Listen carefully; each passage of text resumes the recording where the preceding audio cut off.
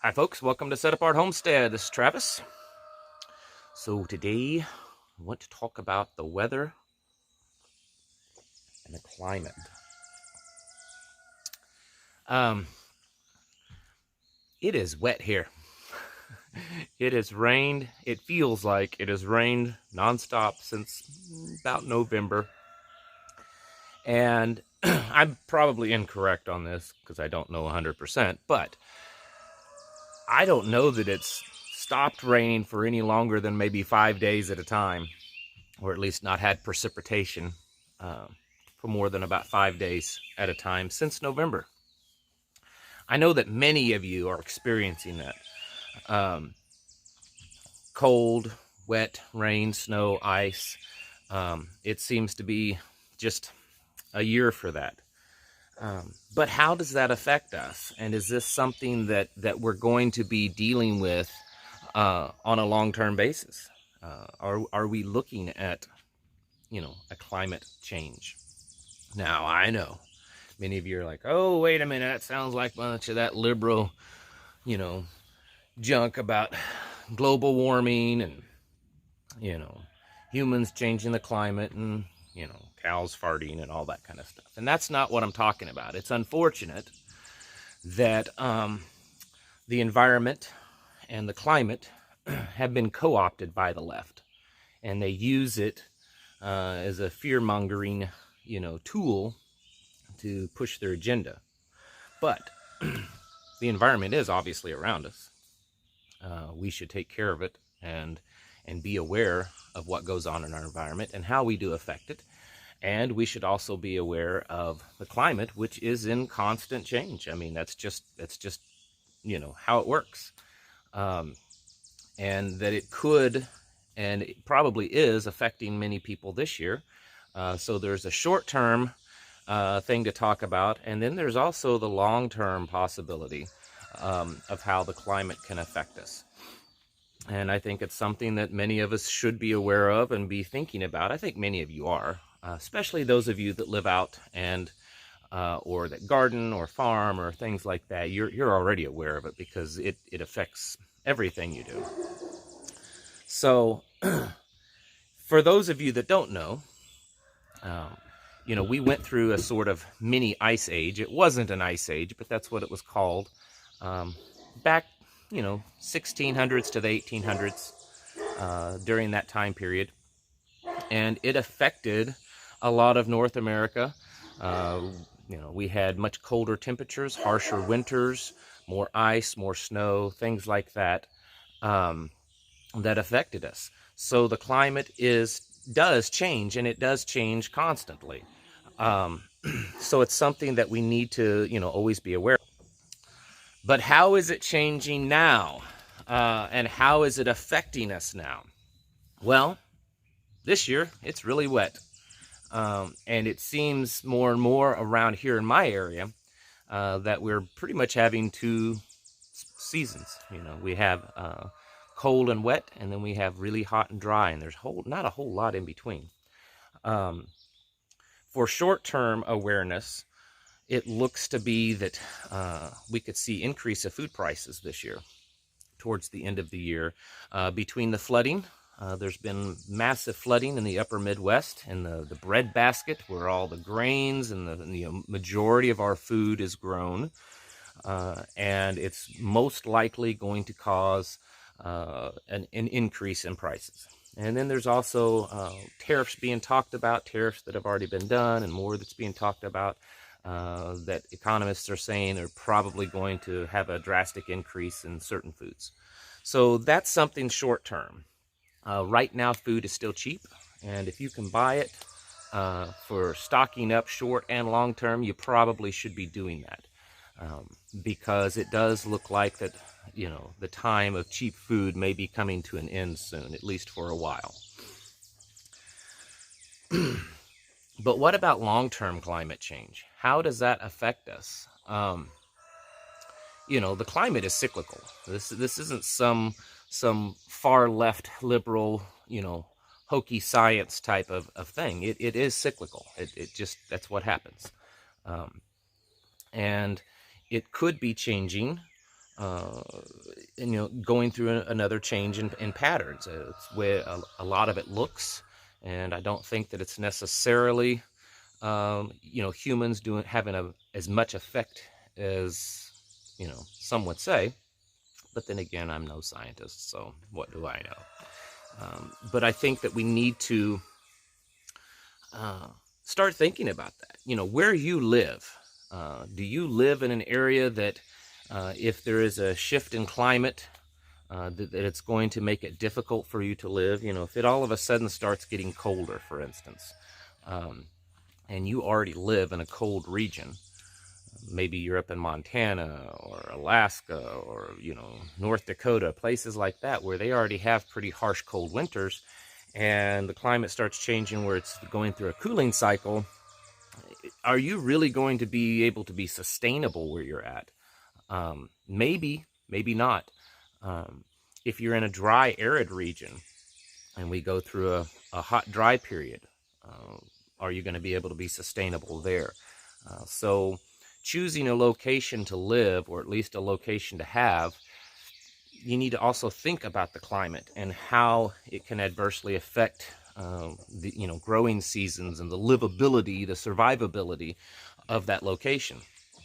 There are websites out there that can, they do predictions of, this region, how it'll be affected if this happens and that sort of thing. Who knows how accurate they are, but hey, that stuff's out there if you want to dig around online and look for it. For here, I have seen just myself in the last couple of years, small changes. And I'm not talking about just the fact that it's, we've had wet winters and wet springs. I've noticed that there's certain plants that are more abundant and some plants are less abundant. And I would assume that the plants that are abundant, they really like this kind of, really moist environment, and the other ones, they don't like it, so they don't grow as well. So we do see things like that happening around us. It makes it difficult to get your planting in. There are people all around here that are having a difficult time just getting their garden out because it's so wet and so muddy. So it affects, the amount of food that you can grow. And then, I saw the other day on the local news, the local weather forecaster was saying that this wet stuff's probably going to last another week or two and then look to be hot and dry for the rest of the year. And that's probably what it's going to be. We've gotten all our rain for the year, and here in a month or two we're going to be complaining how hot and dry it is. So that also affects your growing. It affects, rainwater collection if you're dependent upon that for your own personal water use. And these are things to be thinking of from a preparedness mindset. We're not just thinking about, political things or, social effects that might come into play for, our preparedness plan. We should also be thinking about the environment. I think many conservatives don't like to think that because of that, the liberals co-opting, climate and environment. And we think that, well, if we talk about that and we, address the climate, that the climate is cyclical and changes and stuff, then we sound like we're some kind of moonbat liberal. And that's not it at all. They've taken it and they've run with it in a completely ridiculous direction. And the fact is that we should be aware of the environment, the changes in our environment, and that the climate is in a constant change. I mean, that's just what it does. There are things just outside of our environment that we should be aware of, solar flares, things like that, which is kind of a different topic. But the fact is that those things can affect us. And I'm not an expert. I wish I was. It interests me, but all I know is to tell you that to don't shy away from this subject because it sounds like it's something that, the liberals are pushing. This is a legitimate concern that people should have of how things are affecting us. Our culture, our civilization is very different now than it was in the past when humans have gone through the cycles of the climate. We are very heavily dependent upon, our world being a certain way. Most all of our food comes from, very large commercial farming. And that very large commercial farming uh, is effective, and it works because uh, things are done a very specific way. They plant a certain way, they harvest a certain way, they do it on the same ground. There's not a lot of diversity in our farming anymore. And so if we, have this massive, environmental change, climate change that would happen, even if it was maybe not even massive, just, on a smaller scale, I think it could have very detrimental effects to our food system because we're so heavily dependent upon a small amount of people doing a large amount of commercial growing and producing, uh, meaning that there's very little diversity. It's pretty much centralized in a few different locations instead of spread out all over. It's not localized like it once was.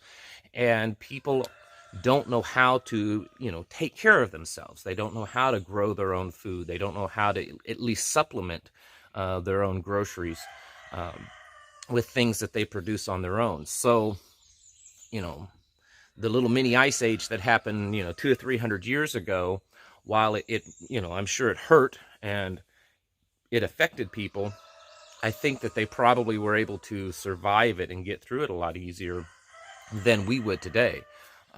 It doesn't mean that we wouldn't be able to maybe heat our homes. Sure, we could do that kind of stuff if it got really cold, but how would it affect our food supplies? Because they're so heavily dependent upon the stability of our climate and this centralization of our food supplies and everything kind of working a certain way. And if that chain gets broken in some spot, it could cause, a catastrophic, collapse of our food system. And, I'm not on here doing a doomsday, fear tactics. That's not what I'm saying, because I could be wrong. I think it's just something that we need to be aware of. And that's why we should have, food storage, and that we should work towards becoming more self-sufficient in our food, producing as much as you can, buying local, learning how to grow things and produce things. I think that's a very big necessity, because it's coming to that day. I feel that we could be coming to that day that it could happen, that it could happen that we are become much more dependent upon producing our own food. There's so many things that are happening right now in our climate and in nature. Earthquakes are on the rise, hurricanes on the rise, um,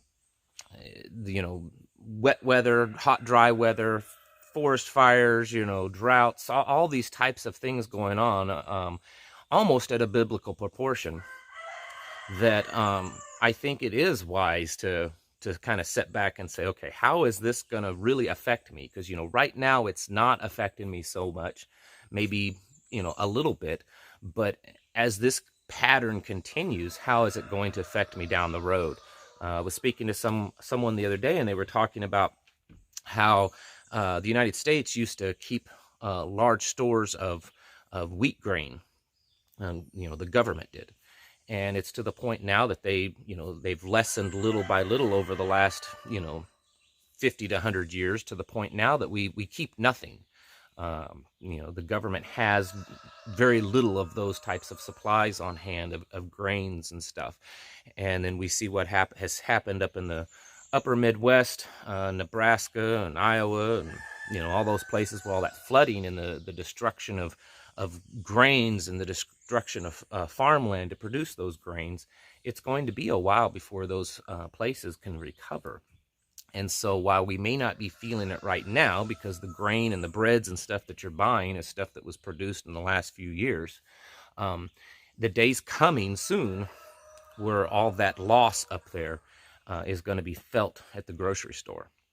So this is another, we're kind of talking about two things here. We're talking about short-term disasters and short-term preparedness, and we're also talking about looking to the future, long-term, of what we might be able to expect because of the climate changing around us, and how to prepare for that. I can't necessarily tell you exactly how to do it, because It's going to be different wherever you live.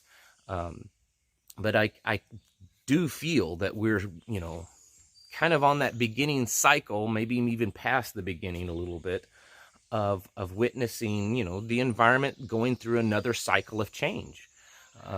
And it's the first time modern humans have ever really experienced that. And like I said just a little bit ago, because our whole system is highly dependent upon everything being a certain way, I think that it could be devastating for us, even if it changes just slightly. So it's something to think about, be aware of. Don't shy away from the discussion and from, you know, the research of this subject, because, well, that's a liberal thing. You know, the liberals are always talking about the environment and climate change and all that. Yeah, they are. But they don't own that subject. That's not just theirs. They've just co-opted it, and they're using it, you know, to push their ridiculous radical agenda. We need to be talking about it too. We need to be aware of it, and we need to be planning and preparing for it. So as it's been raining constantly, it's like if it wasn't cool today, you would think that it was a rainforest around here, because it's just, everything is wet and nasty and muddy. But it's the Ozarks, so stick around, it'll change. All right, think about that. Work those into your plans. Start, you know, looking long-term preparations of food, and then short-term preparations would be, you know, stocking up while things are still cheap, and then getting out there and learning how to, you know, forage and produce your own food. So, all right, thank you all for watching, and I'll catch y'all in the next video.